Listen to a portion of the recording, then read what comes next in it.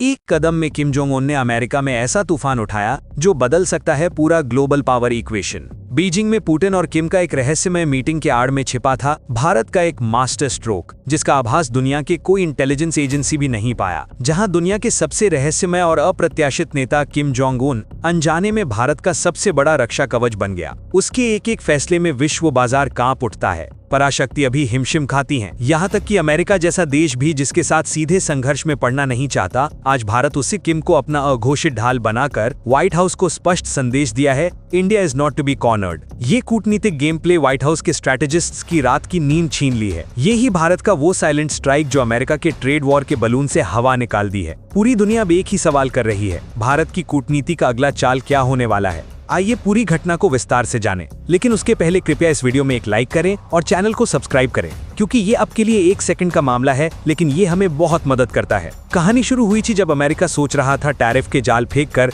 भारत की तेज बढ़ती इकोनॉमी को अपने शर्तों पर बांट लेगा। डोनाल्ड ट्रंप एडमिनिस्ट्रेशन जब भारत के प्रोडक्ट्स पर एक्स्ट्रा टैक्स लगाने का ऐलान किया, तब ग्लोबल एक्सपर्ट्स लगभग मान ही लिए थे कि भारत के सामने गंभीर इकोनॉमिक क्राइसिस आने वाला है। ज्यादातर की धारणा थी भारत या तो दबाव में नतमस्तक होगा या सीधे पलटवार करेगा, जो एक विनाशकारी ट्रेड वॉर में तब्दील होगा। लेकिन एनालिस्ट्स एक बात भूल गए थे, ये अब 2010 का भारत नहीं है, ये 2025 का भारत, जो मसल पावर से ज्यादा ब्रेन पावर पर विश्वास करता है। भारत ने चुना ऐसा एक रास्ता जो कोई कल्पना भी नहीं किया। पर्दे के पीछे सजाया गया एक ऐसा डिप्लोमैटिक गेम जहां हमेशा भारत का मुख्य प्रतिद्वंदी के रूप में जाना जाने वाला चाइना अचानक अमेरिका के अग्रेशन के खिलाफ भारत के साथ खड़ा हो गया। जो चाइना हर इंटरनेशनल फोरम में भारत के रास्ते में कांटे बिछाता था, आज वही चाइना अमेरिका के टैरिफ इशू में भारत की भाषा में ही बात कर रहा है। आप इसे ग्रैंड स्ट्रैटेजी कह ही सकते हैं। यहाँ इस्तेमाल किया गया वो पुराना नीति, दुश्मन का दोस्त दोस्त, लेकिन एक नए अंदाज में। लेकिन यहाँ कहानी का नया मोड़ बाकी था। भारत जानता था सिर्फ चाइना का सपोर्ट अमेरिका को पर्याप्त दबाव में नहीं डाल सकता। जरूरत थी एक्स फैक्टर की,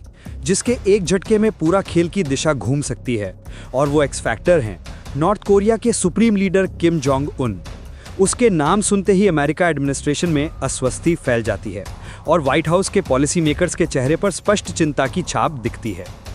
मीडिया के हेडलाइंस हिलाकर खबर आई, किम जोंग उन कई सालों बाद अपना पहला विदेश दौरा कर रहे हैं चाइना में। लेकिन ये कोई साधारण दौरा नहीं था। उद्देश्य था बीजिंग में दूसरे विश्व युद्ध के समापन की 80वीं एनिवर्सरी के मौके पर आयोजित एक विशाल मिलिट्री परेड में मुख्य अतिथि होना। और मंच पर उसके बगल में कौन खड़े होंगे? रशिया के प्रेसिडेंट व्लादिमीर पुतिन। मतलब एक जगह दुनिया की 3 शक्तियां, चाइना, रशिया और नॉर्थ कोरिया, अपनी मिलिट्री पावर और पॉलिटिकल यूनिटी को पूरी दुनिया के सामने प्रदर्शित करने वाले हैं। ये दृश्य व्हाइट हाउस के लिए एक नाइटमेयर जैसा था। और इस पूरे पिक्चर का सबसे बड़ा लाभार्थी कौन होगा जानते हैं? वो है भारत। ये घटना ही थी भारत के ऑपरेशन डायवर्जन का एक गुप्त डिप्लोमैटिक खेल। अब सवाल बहुत ही स्वाभाविक, नॉर्थ कोरिया का ये चाइना दौरा से सीधे भारत का लाभ कहाँ? इस जवाब पाने के लिए देखना होगा भारत की वो डिप्लोमेसी जहां कूटनीति का खेल चलता है कई स्तरों पर, कई सर्कल्स में। भारत का कौशल था पानी जैसा साफ। जब दुश्मन आपकी ओर ध्यान दे रहा है, तब उसे ऐसे एक बड़े खतरे की ओर डाइवर्ट करें कि आप पर से उसका फोकस हट जाए। भारत ने ठीक यही किया, प्रायोरिटीज या प्राथमिकताओं को बदल दिया। जिस पल किम जोंग उनका चाइना दौरा और पुतिन की उपस्थिति की खबर पक्की हुई, साथ ही अमेरिका स्टेट डिपार्टमेंट, पेंटागन और इंटेलिजेंस एजेंसीज का फोकस हट गया भारत अमेरिका टैरिफ विवाद से। वे अचानक झुक गए एक नई इक्वेशन की ओर। चाइना की जमीन पर 3 न्यूक्लियर आर्म्ड देश एकजुट हो रहे हैं, और वो क्या कॉन्स्पिरेसी कर रहे हैं अमेरिका के खिलाफ। भारत ने इस मौके का इस्तेमाल किया, पीछे के दरवाजे से अमेरिका को संदेश दिया, अगर टैरिफ का दबाव बढ़ता रहा तो भारत भी मजबूर होगा अपनी इकोनॉमिक और स्ट्रेटेजिक फ्यूचर के लिए नए एलाइज ढूंढने।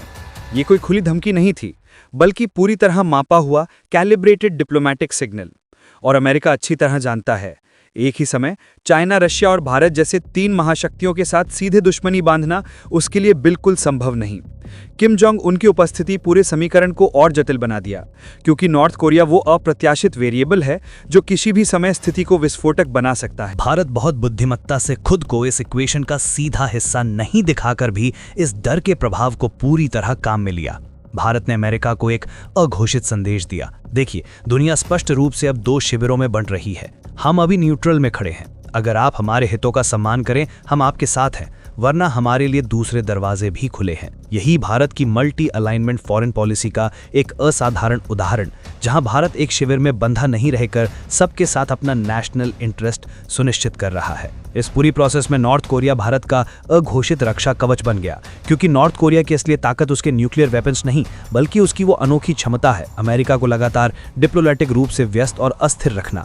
नॉर्थ कोरिया एकमात्र देश जो खुलेआम अमेरिका को चैलेंज कर सकता है और परिणाम की चिंता किए बिना उसे जारी रख सकता है। ठीक इसी डर को भारत ने अपना ढाल बना लिया। बेशक भारत और नॉर्थ कोरिया के बीच कोई सीधा मिलिट्री या स्ट्रेटेजिक एग्रीमेंट नहीं है, भविष्य में भी उसकी संभावना लगभग शून्य है, फिर भी भारत ने साबित किया वो चाहे तो किम कार्ड इस्तेमाल करके अप्रत्यक्ष रूप से अपना हित रक्षा कर सकता है। यह स्ट्रैटेजी का प्रभाव पड़ा चाइना पर भी। चाइना फिलहाल अमेरिका के खिलाफ भारत के साथ खड़ा होने पर भी वो कभी नहीं चाहेगा साउथ एशिया में भारत और नॉर्थ कोरिया के बीच कोई क्लोजनेस बने, क्योंकि चाइना नॉर्थ कोरिया को अपने इन्फ्लुएंस स्फीयर का हिस्सा मानता है और उसके ऊपर पूर्ण कंट्रोल रखना चाहता है। अगर भारत इस इक्वेशन में घुस आए तो वो चाइना के लिए एक सीरियस स्ट्रेटेजिक हेडेक बन जाएगा। एक पत्थर से दो शिकार। इस चाल से भारत ने एक साथ दो संदेश दिए, अमेरिका पर टैरिफ कम करने का दबाव बना और चाइना को चुपचाप याद दिलाया कि भारत को कभी हल्के में ना ले। अब जब ग्लोबल पावर बैलेंस तेजी से बदल रहा है, भारत उसका एक इनडायरेक्ट बेनिफिशियरी बन गया है। ये निस्संदेह पाकिस्तान के लिए एक डेंजर बेल है, क्योंकि भारत अब ऐसी पोजीशन में पहुंच गया है जहां से वो चाहे तो मिसाइल टेक्नोलॉजी ट्रांसफर नेटवर्क को बाधित करने के लिए अप्रत्यक्ष रास्ता ढूंढ सकता है। अगर भविष्य में भारत रशिया और चाइना के माध्यम से नॉर्थ कोरिया पर दबाव बनाने में सक्षम हो कि वे अब पाकिस्तान को कोई मिसाइल टेक्नोलॉजी ना दे, तो पाकिस्तान का पूरा न्यूक्लियर और मिसाइल प्रोग्राम एक अपरिवर्तनीय क्षति के मुंह में पड़ जाएगा। इस जियोपॉलिटिकल उथल-पुथल का सबसे बड़ा और दीर्घकालिक लाभ हो रहा है भारत की इकोनॉमी में। जब अमेरिका, चाइना और रशिया अपने जटिल संघर्ष में फंसे हैं और नॉर्थ कोरिया जैसे देश इस टेंशन को और बढ़ा रहे हैं, ठीक तब ग्लोबल इन्वेस्टर्स और एमएनसीज ढूंढ रहे हैं एक सेफ और स्टेबल इन्वेस्टमेंट डेस्टिनेशन। और इस कॉन्टेक्स्ट में भारत उभर रहा है दुनिया के सबसे अट्रैक्टिव और सिक्योर इन्वेस्टमेंट हब के रूप में। भारत एक जीवन डेमोक्रेसी है जहां है विशाल और लगातार बढ़ता जहां गवर्नमेंट इकोनॉमिक रिफॉर्म्स के प्रति दृढ़ प्रतिबद्ध है।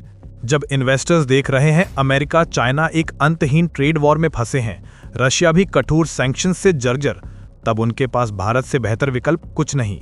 ये भारत के लिए ला सकता है trillions of dollars in FDI, साथ ही एडवांस टेक्नोलॉजी। यह है भारत की हिडन इकोनॉमिक स्ट्रैटेजी जो पूरे खेल को और महत्वपूर्ण बना रही है।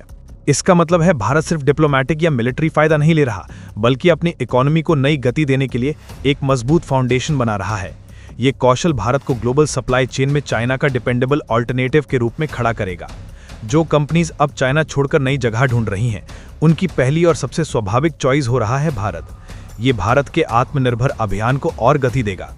संक्षेप में कहें, भारत ने एक भी गोली नहीं चलाई, एक भी अग्रेसिव स्टेटमेंट नहीं दिया, फिर भी अमेरिका जैसे महाशक्ति को उसके टैरिफ डिसीजन पर रीथिंक करने के लिए मजबूर किया है।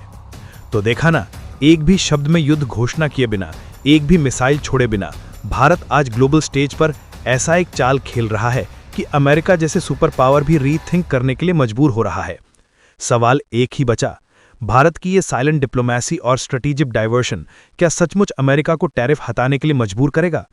और किम जोंग उन, जिसे एक समय विश्वव्यापी खतरा के रूप में देखा जाता था, क्या वो अनजाने में भारत का सबसे बड़ा डिप्लोमेटिक वेपन बन गया? आप क्या सोचते हैं? अपना मत जरूर कमेंट में बताएं।